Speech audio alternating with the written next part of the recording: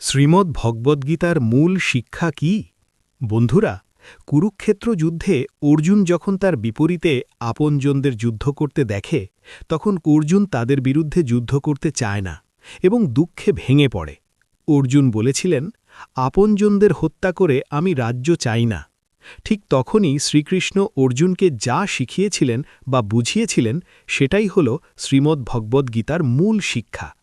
বন্ধুরা, শ্রীকৃষ্ণ অর্জুনকে এই উপদেশগুলি কুরুক্ষেত্রের যুদ্ধের প্রেক্ষাপটে দিয়েছিলেন, যা জীবনের বিভিন্ন সমস্যার সমাধানে পথ দেখায়।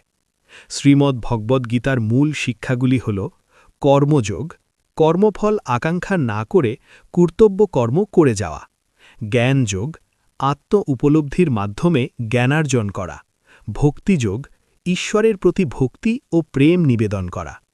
হরে কৃষ্ণ। বন্ধুরা, কেমন লাগলো এই আধ্যাত্মিক ভিডিওটি? কমেন্ট করে জানাতে ভুলবি না কেমন? আর লাইক, শেয়ার, সাবস্ক্রাইব, ফলো করে দিও কিন্তু।